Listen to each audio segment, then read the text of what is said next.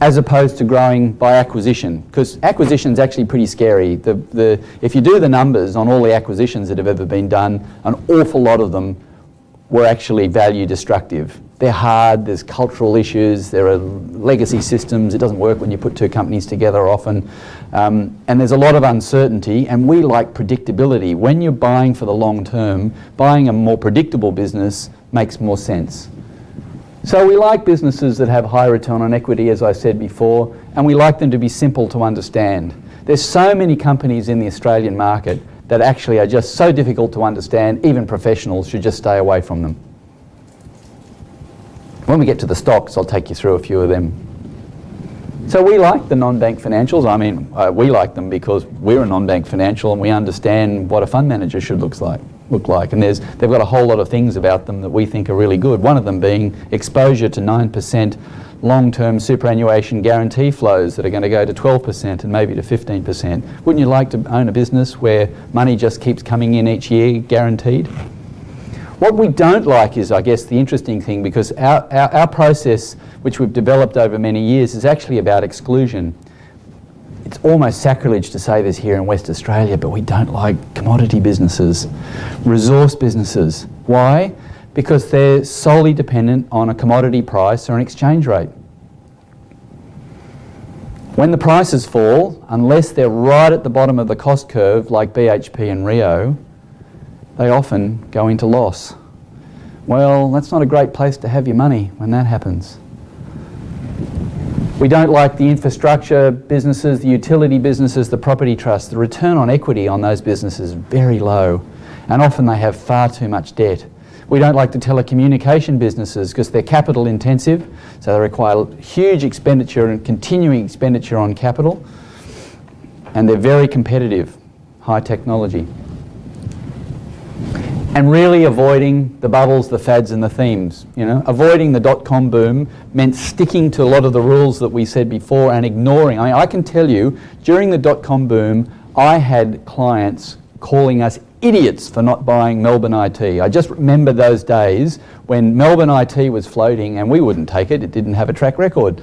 And we couldn't prove all the things. I mean, basically, these were businesses that were predicated on cash burn, not on return on equity and sales growth over time. And clients were ringing us up and calling us idiots for not taking floats like that. Well, it's happening now. I mean, in the last earnings season, before this one, out of the top 20 market performers, 13 had no sales. Not no earnings, no sales. They were just things to be developed. That's speculation. That's not investing. But you've got to recognise that there are some long-term trends. So this is, I'm sorry that doesn't come out so well on this, but a full 29% of our market is the resources market. So if you're going to invest in that part of the market, and it's been a very strong trend. You've heard what Jonathan's had to say about China today, and it's driving that market strongly. You need to understand the market forces at work. Look into the company results. This is Rio. I'm sorry, this is in tiny little letters here. I've just forgotten to put it up the top there. This is Rio's 2010 first half earnings versus the 2011 first half. Comparing this one here, half one in 2010 to 2011, and trying to explain the difference. Can you see what the difference is between the earnings in the two halves? Price. This is the commodity prices. More volume? No, less volume. Exchange rates? Negative. Inflation? Negative. Energy, cash costs, exploration, all negative. So what do you think their numbers are going to look like when the commodity price inevitably comes down? When supply, they're all building, it over here, they're building, developing. Well, eventually supply comes up and price therefore will change at that point. So it's very important to look deeply into these companies and not just look at the surface and say, man, what a cracker number that was, this business is going well. And treat market dips as opportunities. Now, it takes a lot of strength, a lot of intestinal fortitude to invest in the middle of the dip. So this is March 2009. And I'm going to talk to you about why right now looks a lot like March 2009 to us. It's got a lot of things in common. And what happened after March 2009?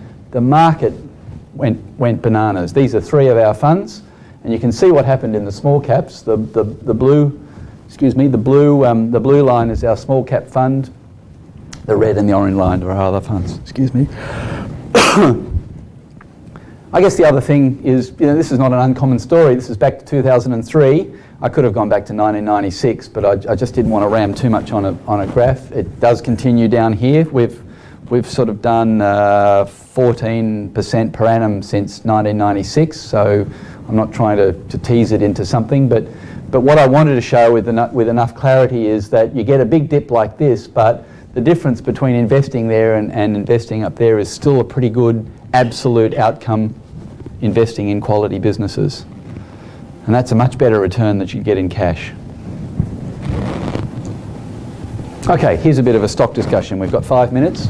I thought we'd just talk about some of the stocks we hold, and particularly I'll talk about some of the stocks that a lot of managers shy away from, that actually, and this is not investment advice, okay? This is not a recommendation to go out and buy these companies.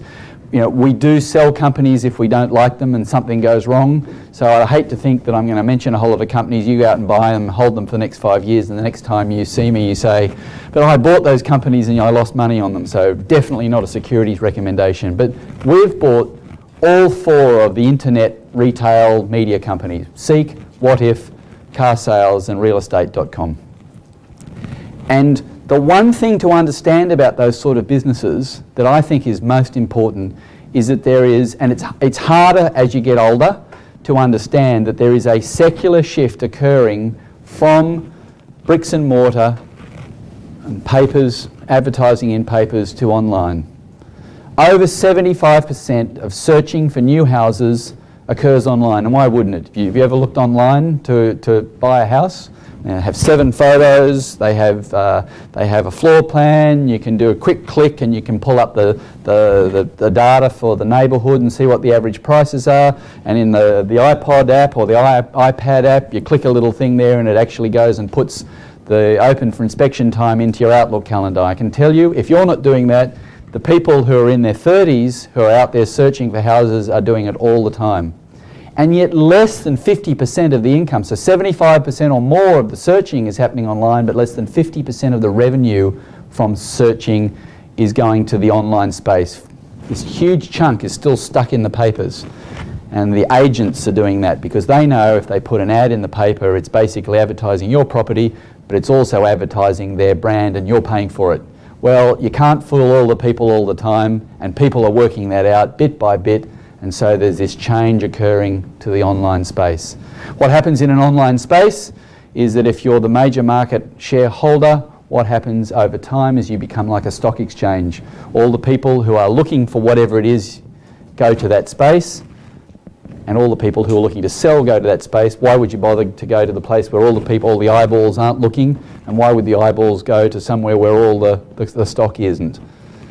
So you get this network effect over time. These businesses have a huge return on equity because they've got virtually no invested capital. They haven't had to build stores, they haven't had to fit them out with expensive fittings. They haven't got loads of staff. Businesses we don't like are commodity businesses, QBE.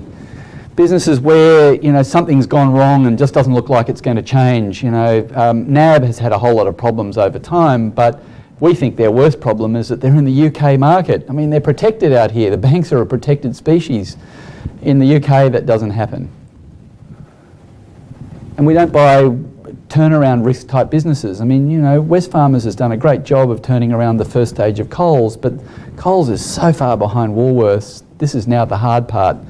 And don't expect them just to be able to keep doing that forever, because Woolworths is a very mean, stronger competitor. So, can you get what I'm talking about? We're trying to find more predictable businesses where a lot of the scary stuff has been removed because they're very stable and the growth is very careful. We'd rather a business that has a high percentage, like an 80% chance of doing 12% or 13% earnings per share growth than a business that had a 50% chance of doing sort of 25 or 30% EPS growth or earnings per share growth. Because the blue sky comes with a lot of risk. Okay, last two slides. This little blue line here, because I always think in the long term, is at 5-year average earnings. They're bottoming out. And this is our projected over time. I've actually lagged this to show how good we have been at actually projecting earnings, and see that line. I mean, that's the GFC, the fact that we've gone under. But the bottom line is we see earnings in the Australian market gently increasing now over time. Across the market, and particularly in our portfolio where we've got these very stable, sort of predictable companies. Here's the valuations. Does everybody get price-earnings ratios? This is the ratio of the price of the stock to the earnings of the company. It's a very short-term measure. It's a snapshot in time right now. And look at the cyclical nature. Look where it is now. Look what's happened. Okay, let's go to the next slide. This is the PE ratio, that valuation ratio. When it's high, stocks are expensive. When it's low, stocks are cheap. Look at them now. This is the middle of the GFC. That's now. This is our portfolio. Quality portfolio always trades on a premium to the rest of the market because you pay up for quality. Look what happened in the GFC. Baby out with the bathwater. Everything gets sold down together. David Jones, mature retailer, lots of invested capital, snazzy stores, lower growth prospects, JB Hi-Fi, cheap infrastructure, just a concrete box with a whole lot of product in there, and high turnover, low margin, with lots of organic growth. You know, roll out stores, another 70 stores to roll out around Australia. Both get sold down the same amount. What do you do? What do you do if you're out there investing? Buy! There you go, exactly. That premium's down here. Quality stocks are trading back down around the rest of the market. I mean, I know that sounds really bullish, but times like this, for fund managers, we look at markets here and say, from a bottom-up basis, that is just looking at the stocks and their valuations and their prospective earnings over the long term, the market looks cheap in that area. And that's why, this is my last thing, because I know I'm just about to run out of time, the last message I want to leave you with, and that is, don't be afraid of investing at the moment, because you're going to have to take a longer term view, and it might not recover for 6 months. We might be in an extended period of difficulty. But this is really, on a historical basis, a cheap time to invest, in spite of all the bad news around at the moment. And I leave you with my disclaimer. Thank you.